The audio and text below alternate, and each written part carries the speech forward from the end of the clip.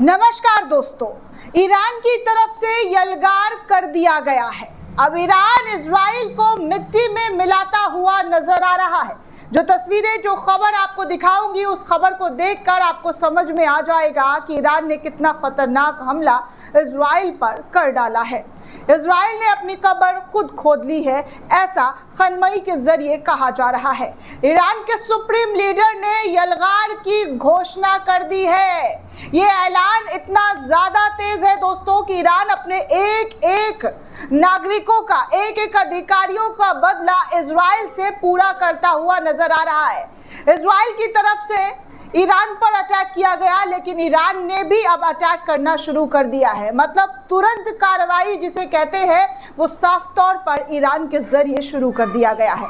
Iran ने सुबह तड़के ही इजराइल पर ताबड़तोड़ मिसाइल दागे और यहां तक कि इजराइल के मिलिट्री बेस को पूरी तरीके से तबाह कर दिया है। जो खबर, जो रिपोर्ट निकलकर सामने आई है, उस खबर को एक एक करके आपको दिखाना चाहूंगी कि ईरान ने जो यलगार किया है, उस यलगार का नतीजा इजराइल को कैसे भुगतना पड़ रहा है। इजराइल अपने नागरिकों की रक्षा शायद नहीं करना चाहता है, तभी तो इस तरीके का अटैक इजराइल के जरिए ईरान को लेकर किया गया। ईरान में जितनी तबाही मचाई गई है, उसका दोगुना चौगुना ईरान इजराइल में तबाही मचाएगा, ऐसा जो है वहाँ के सुप्रीम लीडर के जरिए ऐलान किया गया है। सबसे पहले दोस्तों आपको बता दूं कि ईरान का इजराइल पर जवाबी हमला इस कदर भयानक था कि 100 से ज़्यादा ड्रोन जो है वो सुबह तड़के दागे हैं। सुबह इजराइल ने ईरान के 4 परमाणु, 2 मिलिट्री ठिकानों को निशाना बनाया है और इसी को अब जो है ईरान की तरफ से मिलिट्री बेसिस को निशाना बनाया जा रहा है। ईरान ने इजराइल के तमाम जो खुफिया अड्डे हैं उन पर ज़बरदस्त तरीके का अटैक कर रहा है। कौन से मुल्क को क्या क्या नुकसान भुगतना पड़ा है वो आपको एक एक करके बताती हूँ दोस्तों। भास्कर की रिपोर्ट बता रही है कि ईरान ने इजराइल पर जवाबी हमले में 100 से ज़्यादा ड्रोन दाग दिए हैं। इजराइल डिफेंस फोर्सेस ने कहा है कि ड्रोन अगले 1 से 2 घंटे में इजराइल किसी भी वक्त पहुंचकर तबाही मचा सकता है।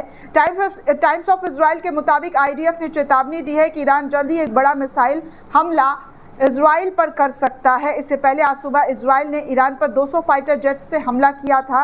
न्यूयॉर्क टाइम्स के मुताबिक अगर बात की जाए दोस्तों, तो इजरायली सेना ने तेहरान के आसपास कम से कम 6 सैन्य ठिकानों को निशाना बनाया। इनमें से 6 में से 4 जगहों पर परमाणु ठिकाने भी मौजूद थे, ऐसा दावा किया जा रहा है। ईरान के सरकारी मीडिया ने इसकी पुष्टि की है और कहा है कि इजरायली हमले में इस्लामिक रेवोल्यूशनरी गार्ड कॉर्प्स यानी कि IRGC के कमांडर हुसैन सलामी की मौत हो गई है। अल जजीरा के मुताबिक अगर मैं बात करूं दोस्तों, तो अल जजीरा ने अपने रिपोर्ट में छापा है कि ईरान के 2 प्रमुख परमाणु वैज्ञानिक मोहम्मद मेहंदी तेहराची और फरदून अब्बासी भी इस अटैक में मारे गए हैं। इजराइल ने यह दावा किया है कि हमले में ईरान के आर्मी चीफ मोहम्मद बागेरी, सेना के अन्य बड़े अधिकारी और कुछ वरिष्ठ परमाणु वैज्ञानिक भी मारे गए हैं। वहीं इसी बीच ईरान के सुप्रीम लीडर अयातुल्लाह खामनेई ने कहा है कि हमारी सेना इजराइल को सजा दिए बिना नहीं जाने देगी। ऐसी सजा देगी कि इजराइल की रूह कांप जाएगी। दोस्तों आपको बता दें कि इजराइल का ईरान के 6 सैन्य ठिकानों पर हमला किया गया है। इजराइल के जरिए कौन कौन सा ईरान के 6 सैन्य ठिकानों पर हमला किया है, इसके बारे में भी आपको पूरी जानकारी दे दूं। सबसे पहले दोस्तों तेहरान शहर को निशाना बनाया गया, उसके बाद तबरीज़, उसके बाद करमनशाह, अराक और नतांज, इस्फा, ये तमाम ठिकाने ईरान के हैं जहां पर इजराइल के ज़रिए अटैक किया गया है। तेहरान, अराक, इस्फान और नतंजा में ईरान के परमाणु ठिकाने और सुविधाएं जो है बताए जा रहे थे कि मौजूद थे और इन तमाम ठिकानों पर इजराइल ने निशाना बनाया है। इन तमाम तस्वीरों पर आप देख सकते हैं गौर करके कि इन जगहों पर किस तरीके से फाइटर जेट से इजराइल के ज़रिए हमला किया है। अब ईरान ने इजराइल पर हमले से जुड़े तमाम जानकारी खुद सार्वजनिक करते हुए कहा है, भैया चोरी छुपे कुछ भी नहीं करेंगे, सब कुछ सार्वजनिक तौर पर करेंगे। और इस्लामिक कंट्री का भी इजराइल पर अब गुस्सा फूटता हुआ नजर आ रहा है। अरबी देश के जरिए एक्शन लेने की बात की जा रही है कि जो इजराइल सोए हुए ईरान पर अटैक किया है, खूंखार शेर को जगाया है, उसका खामियाजा अब नेतन्याहू और उसकी सेना को भुगतना पड़ेगा। दोस्तों आपको बता दें कि ईरान ने इजराइल पर जवाबी हमले किए हैं और उसने 100 से ज़्यादा ड्रोन्स और मिसाइल अटैक जो है वो कर दिए हैं। और इस ड्रोन की तस्वीरें आप देख सकते हैं जो खुद इजराइल के ज़रिए, जी हाँ, इजराइल के ज़रिए जो है दिखाई दे रहा है कि वो दिखा दिखा कर बता रहा है कि देखिए हमारे ऊपर हमला हुआ है, हमारे ऊपर हमला हुआ है। ये हमला क्यों हुआ है, किस वजह से हुआ है, ये किसी से छुपा नहीं है दोस्तों। अगर आप किसी को छेड़ेंगे तो वो आपको छोड़ेगा तो नहीं, जाहिर सी बात है। आप किसी को मारेंगे तो वो आपकी आरती तो उतारेगा नहीं। और ईरान ने साफ ही चेता दिया था, लेकिन उसकी चेतावनी को इजराइल ने हल्के में लिया। और यही बात है कि अब ईरान ने पूरी ताकत झोंक दी है और कहा यह जा रहा है कि उनके सैन्य ठिकानों को तबाह जो है ईरान के ज़रिए, ईरान के मिसाइल के ज़रिए किया जा सकता है। इजरायली पीएम बेंजामिन नेतन्याहू दोस्तों कल यहूदी के प्रमुख धार्मिक स्थल वेस्टर्न वॉल तक गए थे। उन्होंने यहाँ एक चिट्ठी रखी थी और इस चिट्ठी में उन्होंने यहूदी के समुदाय के बारे में लिखा था कि एक ऐसा समुदाय है जो शेरनी की तरह उठता है और शेर की तरह खुद को ऊपर उठाता है। तो इस तरीके की जो है नेतन्याहू की ट्वीट जो है वायरल हो रही है। दोस्तों आपको बता दें कि अमेरिका के राष्ट्रपति डोनाल्ड ट्रंप ने यह खुलासा किया है कि उन्हें पहले से पता था कि इजराइल ईरान के शीर्ष नेताओं को निशाना बनाने वाला है। ट्रंप ने यह बयान अमेरिकी चैनल फॉक्स न्यूज़ के एंकर ब्रेट बेयर के साथ बातचीत के दौरान दिया, जो ईरान पर हमले के बाद हुई है।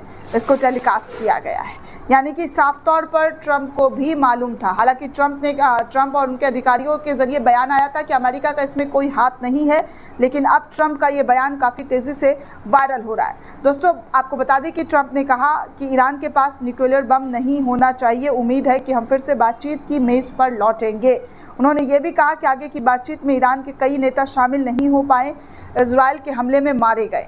इस तरीके की बातें जो है वो की गई है। तो सबसे पहले दोस्तों आपको बता दें कि IRGC commander in chief Hussain Salmani जो है वो मारे गए हैं इस हमले में। हुसैन सलमानी की जो है बोल रही है ईरान की तरफ से कि शहादत को ज़ाया नहीं दिया जाएगा, उनकी शहादत का ऐसा बदला लिया जाएगा कि इजराइल पूरी तरीके से कांप उठेगा।